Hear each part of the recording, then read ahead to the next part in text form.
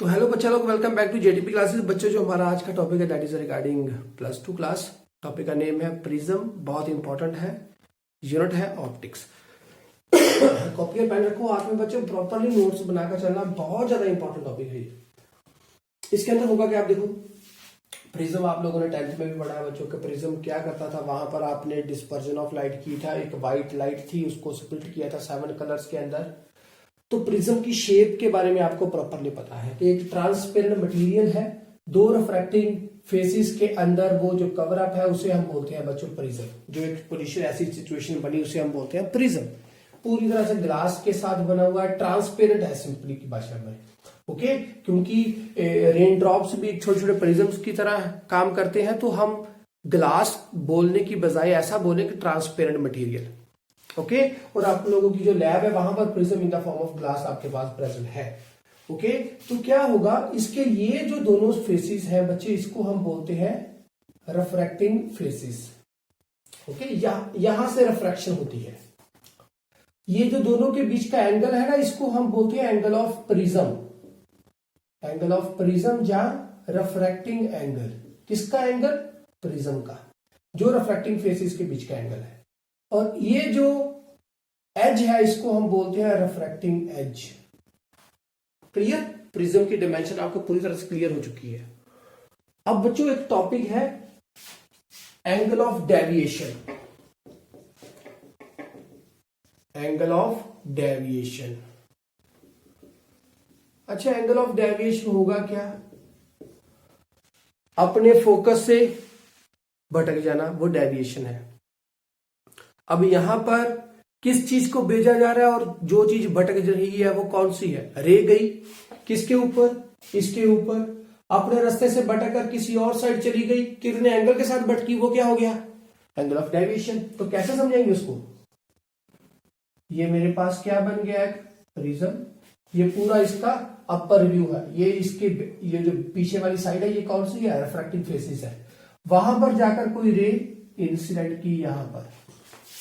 Okay, और incident की तो यहां पर मैं क्या बनाऊंगा? नॉर्मल। नॉर्मल बना दिया, ये बन गया नॉर्मल 90 डिग्री। रे गई रेयर से डेंसर मीडियम के अंदर, तो कैसे जाएगी? Towards this normal. यहां पर फिर से क्या बनेगा? नॉर्मल अवे फ्रॉम नॉर्मल, क्योंकि डेंसर से रेयर में गई फिर से। अब क्या होगा? ये कौन सा? Angle of prism. Angle of incidence, angle of emergence, R1 R2। रे ऐसे जा रही है, क्या बनेगा? आई ऐसे गई ऐसे, कितने एंगल के साथ भटक कर चली गई, वो बन गया एंगल ऑफ डेविएशन। तो वो कैसे समझेंगे हम? तो इसको मैंने थोड़ा सा आगे को मूव करवा दिया, इसको भी थोड़ा सा पीछे को मूव करवा दिया कि ये जो रे है ऐसे इसको पीछे को खींच दिया मैंने, तो ये क्या बन गया? डेविएशन। ऐसे आई ऐसे हो गई, तो ये डेविएशन हो गया। क्लियर? डेविएशन आ गया आपके सामने। अब यही तो फाइंड करना हमने, तो वो कैसे फाइंड करेंगे? देखो आपके पास पूरी थिंग्स क्लियर है, समझेंगे कैसे? ये ए हो गया पूरा, ये हो गया बी, ये हो गया सी। इसको लिख दो ओ, इसको लिख दो ओ डैश, इसको लिख दो एन, इसको लिख दो N dash. A B C, इसको लिख दो डी, इसको लिख दो ई। पॉइंट्स क्लियर है सभी? अब क्या करेंगे? सबसे पहले ये रहा आई, एंगल ऑफ इंसिडेंस ये था, वर्टिकल ऑपोजिट एंगल ये वाला, और साथ में ये पूरा एंगल। तो इसको मैं लिख दूं एक्स, इसको लिख दूं वाई। ओके, तो अब क्या होगा? आई इक्वल्स टू क्या बन गया? एक्स प्लस R1 हो गया वर्टिकल ऑपोजिट एंगल, और वहां से ई क्या हो गया? y plus R2। क्लियर? अब क्या है? इस ट्रायंगल में देखो DOO डैश में ये बन गया एक्सटीरियर एंगल, और ये दोनों क्या हो गए? Interior angle. So therefore interior angle का sum equals to exterior angle. इतना हो गया। इन दोनों को क्या कर दो? 1 और 2 को ऐड कर दो, तो क्या बनेगा? I plus E equals to X plus Y क्या बन गया, delta plus R1 plus R2 हो गया। अभी आपके सामने बच्चों R1 R2 है, ग्लास के अंदर जाकर आप R1 R2 तो फाइंड नहीं कर सकते। ओके, तो मुझे R1 R2 को क्या करना है, एलिमिनेट करना है। तो कैसे करेंगे, तो उसके लिए मुझे क्या करना पड़ेगा, ट्रायंगल लेनी पड़ेगी ए ओ और ओ डैश।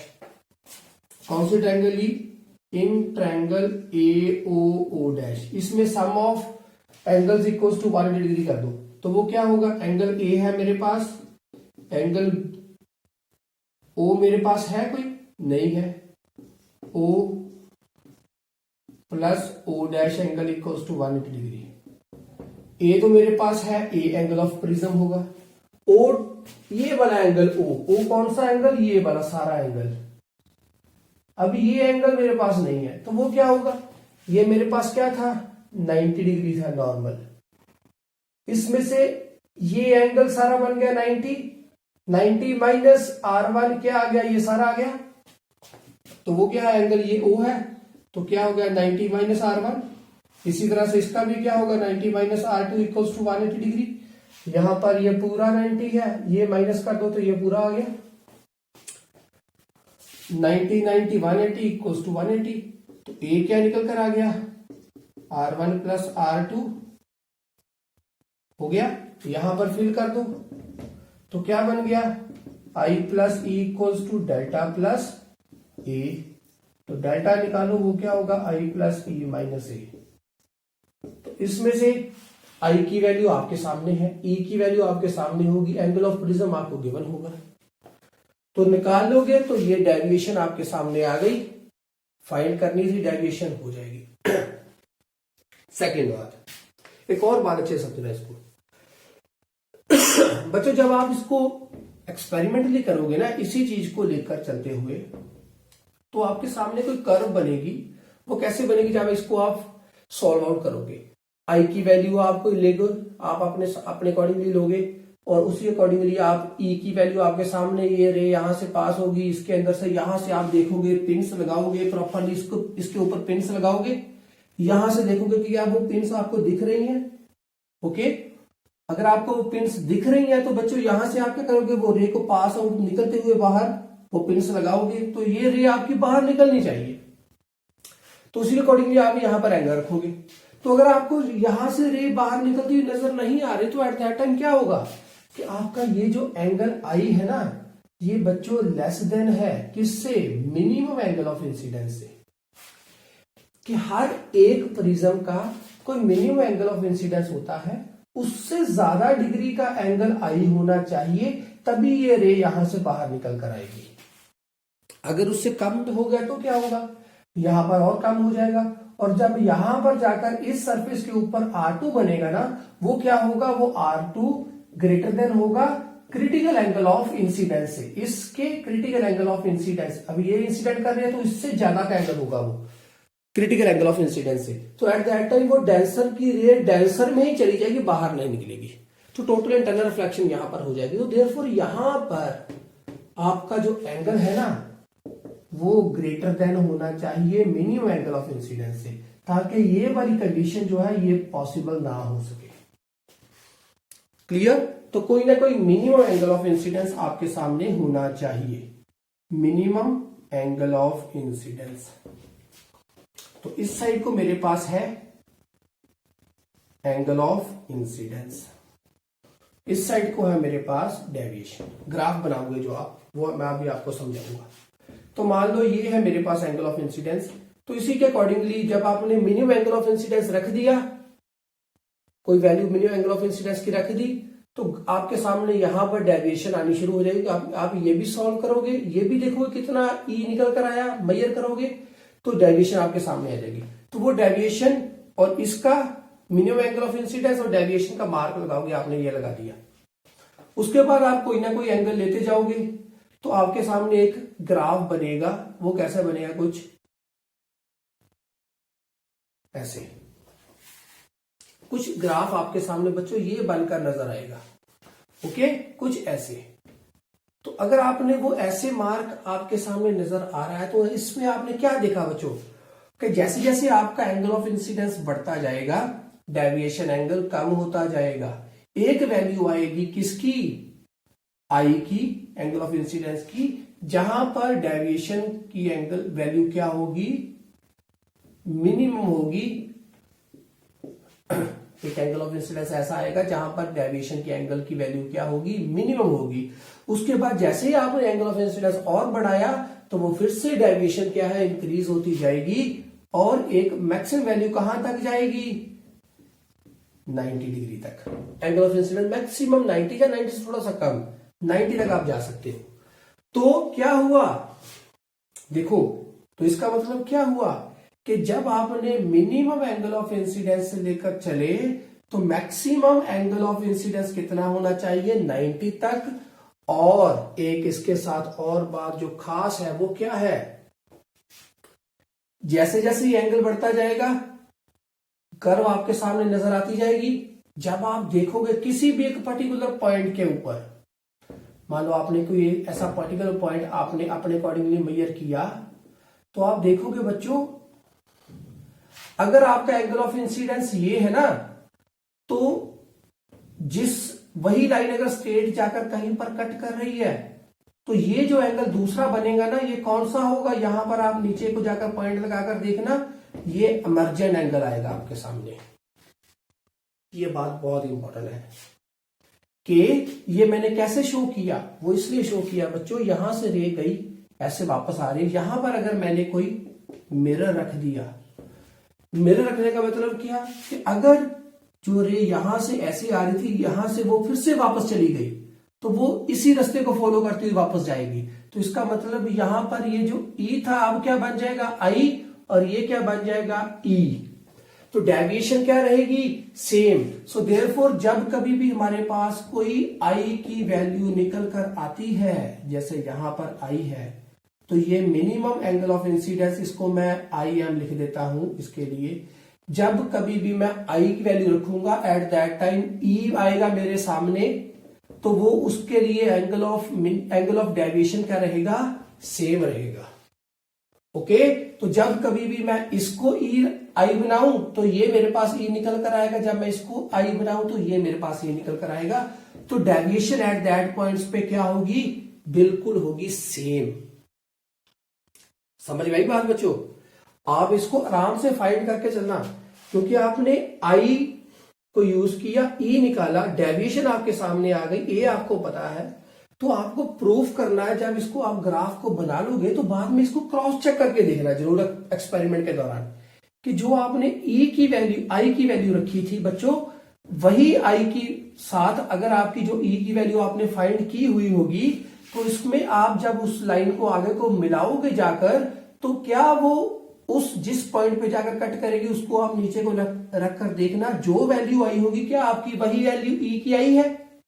अगर वही वैल्यू ई की आई है तो इसका मतलब आपका जो ग्राफ है बिल्कुल सही चल रहा है, क्योंकि सेम एंगल ऑफ इंसिडेंस रहता है, क्योंकि प्रिंसिपल ऑफ रिवर्सिबिलिटी फॉलो की गई है। बात समझ में आ गई? आई की वैल्यू है, ई की वैल्यू आपको निकाल ली, आपने निकाल ली है, डेल्टा आपके पास आ गया। अब आपको जब डेल्टा आपके पास आ गया तो आई और डेल्टा के साथ आपने ग्राफ बना दिया। क्लियर? एक पर्टिकुलर वैल्यू जो आपके पास होगी आई की, जिसके लिए आपने पॉइंट्स लगाया, तो उसको आप जब आगे मिलाओगे, जहां पर जाकर वो कट करेगा इसी लाइन को, वहां पर जाकर जो एंगल बना होगा नीचे आप देखना, क्या वही एंगल वही आ रहा है। यहां पर जाकर जो आप मेजर करोगे, जो आपका ई का वैल्यू है, अगर आ रहा है तो ग्राफ आपका बिल्कुल सही है। ओके, बिल्कुल सही ग्राफ है एट दैट टाइम। क्लियर? बात समझ में आ गई? अब ये होगा, ये मैंने डेविएशन फाइंड कर ली। अब नेक्स्ट टॉपिक था एंगल ऑफ मिनिमम डेविएशन, तो वो क्या होगा वो आपको समझा दिया मैंने अभी। तो वो एट दैट टाइम क्या होगा, अब देखो एक ही ऐसा पॉइंट आया है यहां पर, ये वाला, जहां पर क्या होगा बच्चों, आई की वैल्यू क्या थी, कुछ वैल्यू थी एट दैट टाइम, डेविएशन की value I minimum.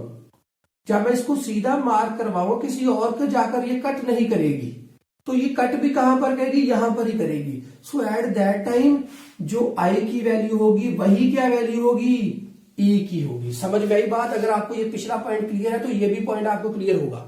So therefore deviation का जब वैल्यू आएगी ना, जब बच्चों मिनिमम डेविएशन आपके पास आ रही होगी, एट दैट टाइम जो आपका ये एंगल होगा और ये एंगल होगा, दोनों क्या होंगे, सेम होंगे।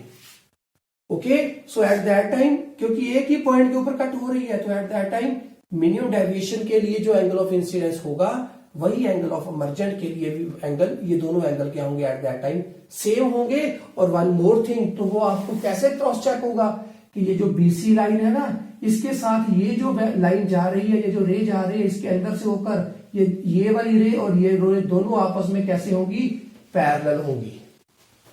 बहुत इंपॉर्टेंट लाइन है, ये भी क्रॉस चेक करोगे आप इसके साथ। अगर पैरेलल है इसका मतलब आपका जो एक्सपेरिमेंट है, डेविएशन वाला पॉइंट है, वो बिल्कुल सही है, यही मिनिमम डेविएशन का पॉइंट है।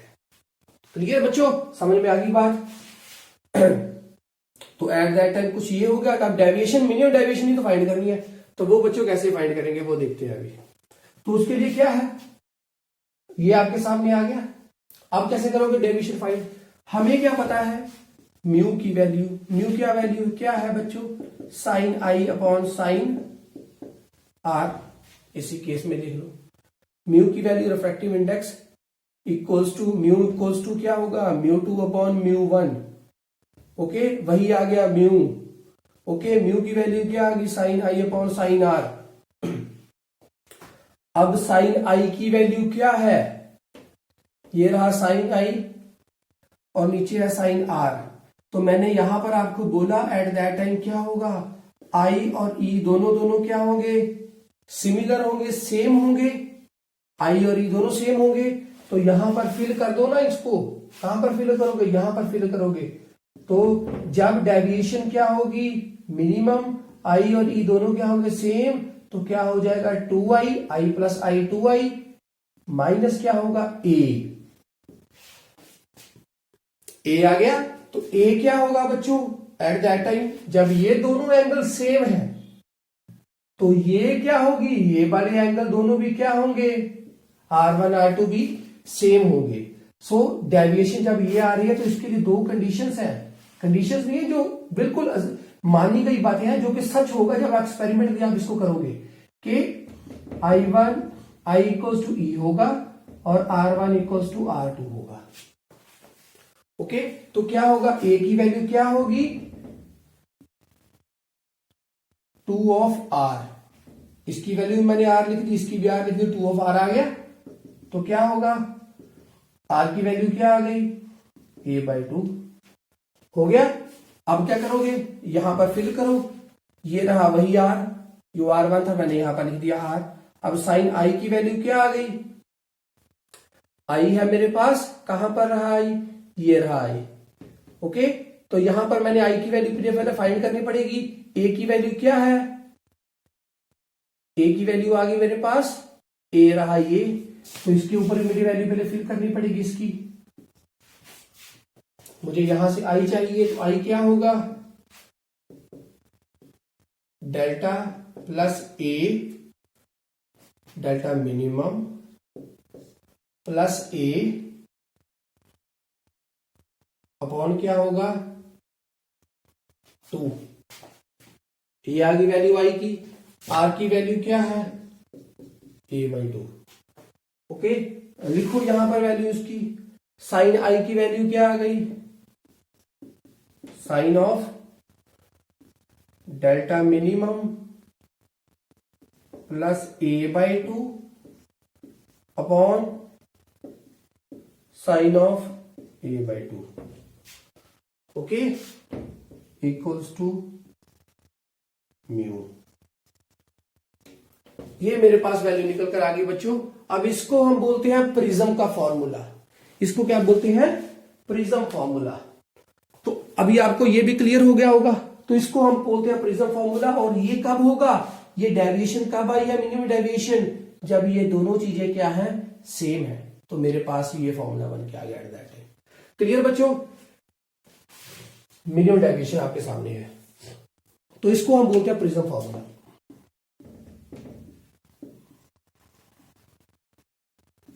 तो जिसमें ये क्या था, एंगल ऑफ मिनिमम डेविएशन। अब इसके बाद जो हमने करना है बच्चों वो क्या है, थिन प्रिज्म। थिन प्रिज्म कौन सा है, अभी तीसरा हैशटैग है हमारे पास थिन प्रिज्म। वो प्रिज्म जिसका एंगल ऑफ प्रिज्म क्या है, वो 10 डिग्री से भी कम होता है, मींस इसकी वैल्यू हो 10 डिग्री से भी कम, उसे बोलते हैं थिन प्रिज्म, पतला प्रिज्म। तो वो उसके लिए फॉर्मूला कौन सा यूज होगा, क्या उसके लिए ये फॉर्मूला यूज करेंगे, नहीं जी, ये नहीं करना। उसके लिए डेविएशन हम कैसे फाइंड करते हैं वो देखना है। तो जब ये केस हो बिल्कुल थिन प्रिज्म है, एट दैट टाइम क्या होगा, म्यू जैसे था हमारे पास इस वाले केस के लिए, देखो इस फेस पे ए बी फेस के लिए क्या था, sine of i upon sine of R1 था, और दूसरा यहां पर के लिए क्या था, म्यू की वैल्यू, अब ये एंगल ज्यादा था ना, sine of E upon sine of R2। Clear, angle value ज्यादा रखनी पड़ेगी इसकी, sine of E upon sine of R2। अब प्रिज्म थिन है तो एंगल्स भी क्या होंगे, छोटे होंगे, तो इसको क्या लिखूंगा, I अपॉन R1, इसको क्या लिखूंगा, E अपॉन R2। हो गए दोनों, क्योंकि छोटे एंगल्स हैं तो ये भी वैल्यूज छोटी छोटी होंगी, एंगल ऑफ इंसिडेंस भी छोटे होंगे, रिफ्रैक्शन भी छोटी होगी, एमर्जेंस भी छोटे होंगे। तो ये मेरे पास निकल कर आ गया। तो यहां से मेरे को I क्या मिलेगा, I क्या आ गया, म्यू ऑफ R1, तो यहां से E क्या आ गया, म्यू ऑफ R2। हो गया, करो फिल। कहां पर करेंगे फिल, इसी केस में। तो इसके अंदर फिल करेंगे तो क्या आएगा मेरे पास, देखो I और E, I और E मेरे पास है, ये रहा mu of R1 plus mu of R2 equals to delta plus A. हो गया। अब क्या होगा, म्यू कॉमन निकाल दिया, R1 प्लस R2, ये भी क्या है, ए था, तो म्यू साथ में आ गया ए, यहां से ए इधर चला गया, डेल्टा, तो डेल्टा की वैल्यू क्या आ गई, ए कॉमन निकाल दो, म्यू -1 साथ में आ गया ए। हो गया, सिंपल सा क्वेश्चन था, सिंपल सा मैकेनिज्म है, सिंपल सा जो भी इसकी डेरिवेशन थी आराम से हो गई। तो अब अगर थिन प्रिज्म हो हमारे पास तो वहां पर एंगल ऑफ इंसिडेंस के ऊपर डिपेंड नहीं करती डेविएशन। अगर प्रिज्म बिल्कुल थिन है ना बच्चों, एट दैट टाइम आप कितने भी एंगल ऑफ इंसिडेंस के साथ उसके ऊपर स्ट्राइक करवाओ, वो उसके ऊपर डिपेंड ही नहीं करती। तो अगर डिपेंड नहीं करती तो इसका मतलब इसका एंगल ऑफ डेविएशन क्या रहेगा, सेम ही रहेगा, चाहे कितने भी एंगल के साथ आप इसके ऊपर स्ट्राइक करवाओ किसी भी रे को। क्लियर। तो वो मटेरियल के रिफ्रैक्टिव इंडेक्स और उसके एंगल ऑफ इंसिडेंस के ऊपर डिपेंड करेगा, सॉरी एंगल ऑफ प्रिज्म के ऊपर डिपेंड करेगा, एंगल ऑफ इंसिडेंस के ऊपर डिपेंड नहीं करेगा। क्लियर। इसके बाद डिस्पर्जन ऑफ लाइट शुरू करते हैं। मारो स्क्रीनशॉट आप जल्दी से बच्चों इसका, और इसके बाद स्टार्ट करेंगे dispersion of light.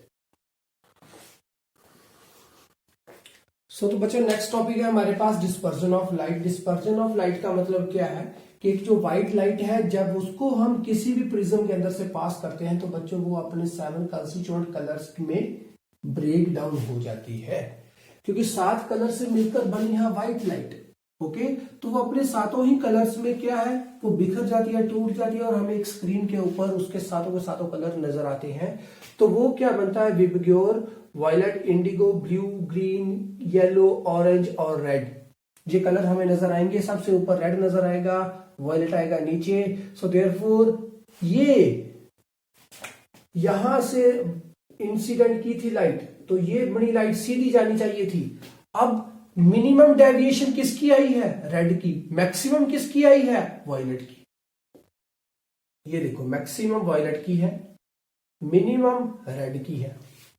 Okay, so therefore अब ये सातों के सातों कलर्स की अलग अलग क्या है, वेवलेंथ अलग अलग है। तो जब वो बाहर रेयर मीडियम में या फिर एयर में आप बोल सकते हो, जब फ्री स्पेस में बोल सकते हो, जब वहां पर वो जो व्हाइट लाइट थी वो ट्रेवल करती थी, एट दैट टाइम बच्चों वो सारे के सारे कलर्स सेम स्पीड के साथ मूव करते थे, क्योंकि यहां पर रिफ्रैक्टिव इंडेक्स की वैल्यू क्या थी, तकरीबन 1 के बराबर। तो यहां पर रिफ्रैक्टिव इंडेक्स चेंज हो गया, ग्लास का आ गया 1.5 के तकरीबन पास। तो यहां पर क्या था, म्यू की वैल्यू 1 थी। तो जितने भी कलर सेम स्पीड के साथ मूव करते थे, देयरफॉर हमें सिर्फ व्हाइट लाइट ही मूव करती थी, कलर्स ब्रेक डाउन नहीं होते थे। जैसे वो ट्रांसपेरेंट मटेरियल के अंदर गई तो वहां पर रिफ्रैक्टिव इंडेक्स कोई और आ गया, कितना आ गया, 1.5 हो गया। तो अभी क्या है, सालों कलर से डिफरेंट डिफरेंट वेवलेंथ के होने के कारण उनको ये जो म्यू की वैल्यू है ना, रिफ्रैक्टिव इंडेक्स, ये सभी कलर्स के लिए क्या होगा, अलग अलग होगा। Okay, refractive index for every colour is different, her colour के लिए। तो कैसे डिफरेंट होगा, अकॉर्डिंग टू वेवलेंथ, क्योंकि हर एक वेवलेंथ, हर एक कलर की अलग अलग सी वेवलेंथ है। तो वो जब इसके अंदर से पास होकर जाएगा तो बच्चों वो फील करेगी कि अब किसकी वेवलेंथ ज्यादा है, वो जल्दी से बाहर निकल जाएगा। तो इसका मतलब उसके लिए रिफ्रैक्टिव इंडेक्स की वैल्यू कोई और नजर आ रही होगी। हमें पता है कि ओवरऑल 1.5 है, बट बच्चों हमें ये भी तो पता है ना कि इसकी वेवलेंथ भी रेड कलर की बहुत ज्यादा। इसका मतलब क्या है कि वो जल्दी से निकल गया।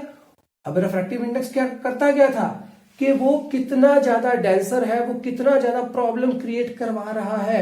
अब रेड की वेवलेंथ ज्यादा है, वो जल्दी से बाहर आ गया, बाकियों की क्या है, अलग अलग है, तो बाकी वो डिफिकल्टी फील कर रहे हैं। तो देयरफॉर वायलेट की स्पीड सबसे ज्यादा रिड्यूस होगी, क्योंकि उसकी वेवलेंथ कम है, तो वो जल्दी से बाहर नहीं निकल कर आएगा। रेड जल्दी से आ जाएगा क्योंकि उसकी वेवलेंथ ज्यादा है। तो हर एक कलर को बच्चों अलग अलग तरह से फील होगा क्या, रिफ्रैक्टिव इंडेक्स। सो देयरफॉर वो अलग अलग निकल कर आएंगे अकॉर्डिंग टू देयर वेवलेंथ भी आप बोल सकते हो, क्योंकि यही बात वेवलेंथ वाली 10th में बताई गई थी। अब अकॉर्डिंग टू रिफ्रैक्टिव इंडेक्स समझाया गया है। ओके, तो वो कैसे होगा, हमें पता है फॉर्मूला क्या था, म्यू -1 साथ में ए। थिन प्रिज्म वाला केस ही समझ कर चलो। तो बच्चों हर एक, अभी ये तो सबके लिए सेम होगा, तो हर एक कलर के लिए रिफ्रैक्टिव इंडेक्स उसका अलग से फील होता होगा। रेड के लिए कोई और होगा तो देयरफॉर उसकी डेविएशन कोई और है। वॉयलेट के लिए कोई और होगा तो देयरफॉर वॉयलेट की डेविएशन भी क्या है, कोई और है। ओके, सो देयरफॉर हर एक कलर को बच्चों अलग अलग तरह से रिफ्रैक्टिव इंडेक्स फील होता होगा। देयरफॉर उसके अकॉर्डिंग टू द वेवलेंथ ही वो बाहर निकल कर आ रहे हैं। जिसकी वेवलेंथ ज्यादा वो जल्दी से बाहर आएगा। तो रिफ्रैक्टिव इंडेक्स है क्या कि जो ऑब्स्ट्रक्शन क्रिएट करवा रहा है बच्चों किसी भी बॉडी को उसके अंदर से मूव करवाने में।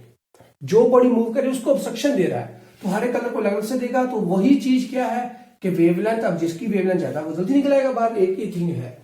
ओके, तो ये भी बात आपने समझ में आ गई होगी बच्चों, अकॉर्डिंग टू द वेवलेंथ वो बाहर निकल कर आ रहे हैं। Okay, clear. सो बच्चों नेक्स्ट जो हमारे पास टॉपिक है वो है एंगुलर डिस्पर्जन। एंगुलर डिस्पर्जन अब क्या है, बहुत इजी है ये भी।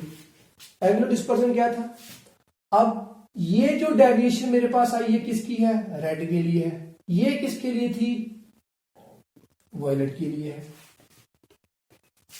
कितने एंगल्स तक, कहां तक वो डिस्पर्जन मुझे नजर आ रही है, वो बच्चों एंगुलर डिस्पर्जन मैंने फाइंड करनी है। ये कि difference in the extreme two ends of this screen के ऊपर ये जो कलर्स आ रहे हैं ना, ये जो एक्सट्रीम कलर्स है, रेड है और एक वॉयलेट है, इन दोनों में ये जो दोनों के बीच का डिफरेंस, कितनी डेविएशन वॉयलेट के लिए, कितनी रेड के लिए, दोनों के बीच में कितने एंगल तक वो डिस्पर्जन आ रही है, वो एंगुलर डिस्पर्जन मैंने चेक करनी है। तो वो क्या है, सिंपल सी बात, वॉयलेट माइनस रेड। वॉयलेट क्या थी, ये रही ऊपर। रेड क्या है,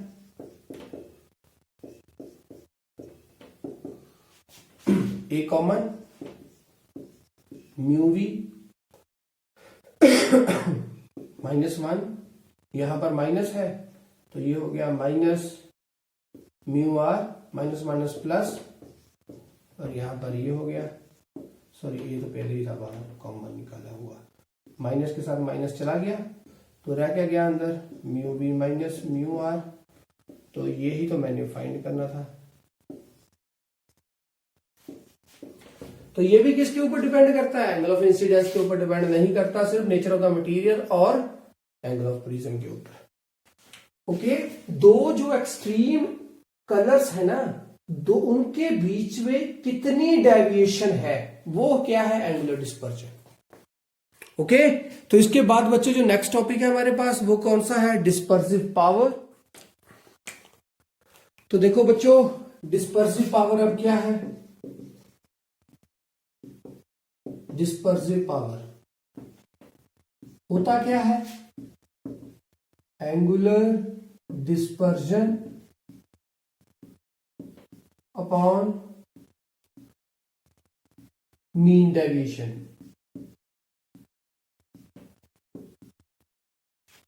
ये दोनों की रेशियो क्या है? वो है डिस्पर्सिव पावर। अब मुझे पता है कि एंगुलर डिस्पर्जन क्या है। एंगुलर डिस्पर्जन हमने यहां पर फाइंड की थी, कुछ ये वैल्यू थी, तो मुझे पता है कि वो क्या है?